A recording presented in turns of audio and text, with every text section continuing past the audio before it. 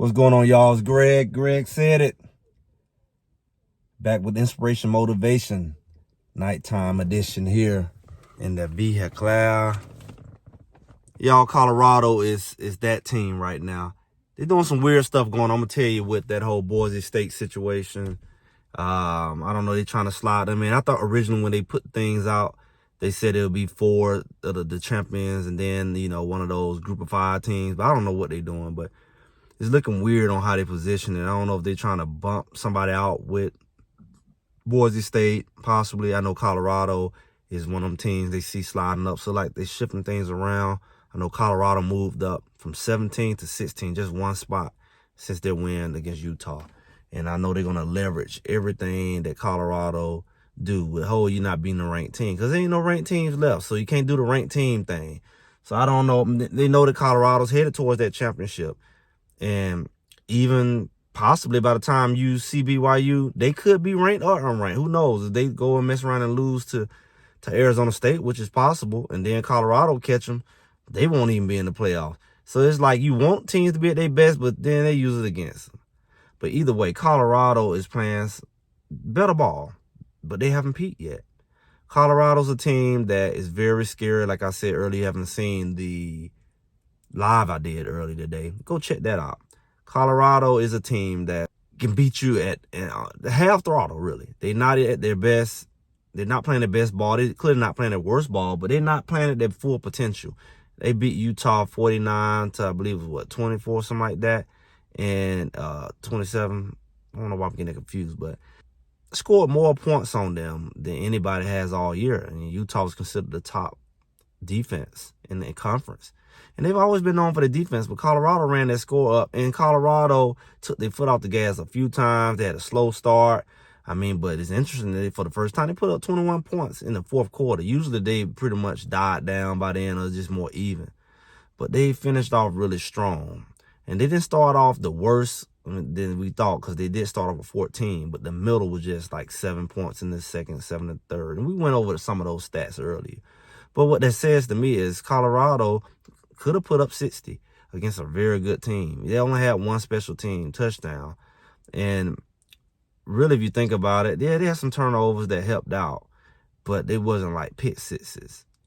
And that's a whole nother story, because the defense is very stingy against some very good running backs until they decide to let you run. But for the most part, they want to get some good running backs.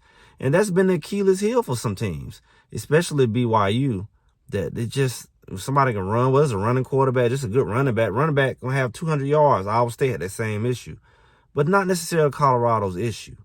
Colorado has been very nice. I say they lack the killer instinct and things like that, because they could have buried a couple teams. They could have buried Cincinnati, really. They could have buried Arizona. They could have buried UCF. They could have buried Utah. They let teams kind of hang around, combat, hang around. It's like they playing with their food. That's what I call it. You're playing with your food. You're not finishing the game. You just kind of let them think they got hope, and then you're like a boa constrictor release, let them go, and then tighten up, let them go. Just playing with them. They really could blow a lot of teams out, and they haven't really shown their whole hand. Maybe that's for the good. Maybe it's like Shedeur's song, perfect timing, because Colorado has the ability to play at a lot more dominant level offensively, and their defense can really be more dominant as well. But when you put those two things together, Colorado could really be a dangerous team, a team that a lot of teams probably don't want to see in their rare form and when they're peaking, because they haven't peaked yet. See, there's one thing about a new team that's slowly getting to their own. He's like Coach Prime, but that should get me now. And that's what Nebraska did. But Nebraska won't want to see Colorado right now. They don't want to see nobody right now. Nebraska be lucky to make a bowl game.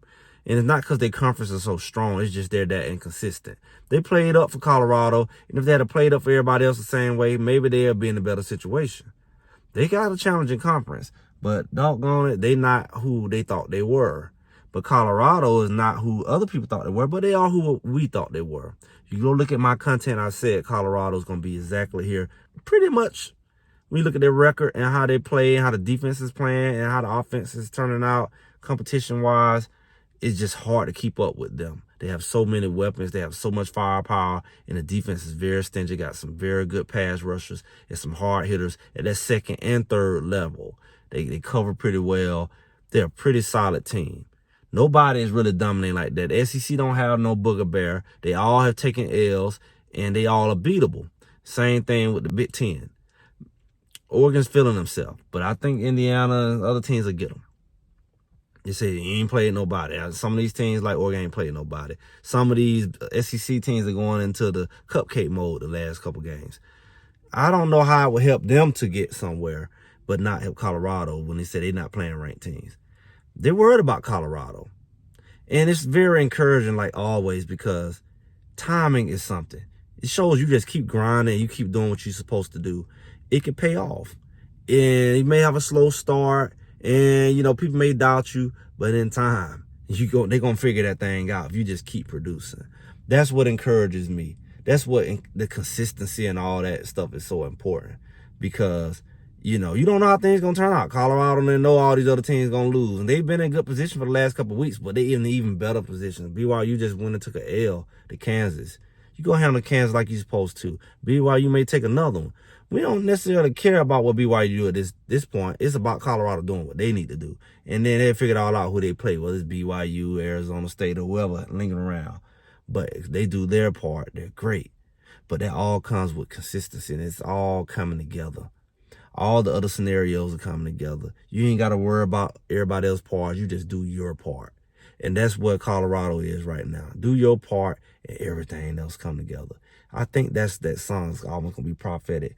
Perfect time. I don't know what all other stuff he's saying, but perfect timing. Colorado and everything that they've done and all they've been through and all the challenges they've overcome, and they had to discover and do some deep dives into who they really are. I think it all is going to pay off. The depth is going to pay off. Everything is going to pay off. And when we look at it, they can mess around and be in a situation where nobody thought they would be. Nobody. And that's the conference champs.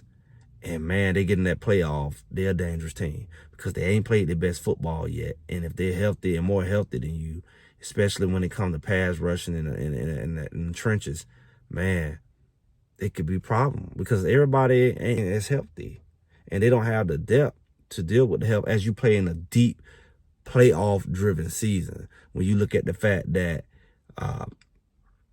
you play the whole season, you go play in the conference game, and you go in the playoff, you got to have a lot of depth and a lot of things go your way. And things cannot go your way. They can. So it's looking pretty good for Colorado, y'all. It's looking good. And everything is lining up. And it's getting interesting.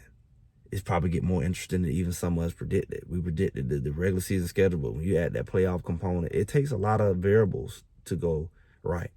And that's including some people losing, that include you winning, and that include just the depth and everything lining up and making it and preserving your team and really peaking at the right time. Not peaking at the beginning, not peaking at the middle, but just have a smooth, gradual growth. So when you need it right at time, you're playing your best ball. We see that all the time in like the NFL where teams are playing their best ball at the right time. They may not even be the top team, but their momentum in the back end takes them to, to be that team that their momentum is kicking in the playoff. And they usually go win the Super Bowl. Whereas the team who played great in the beginning, they kind of dwindling down.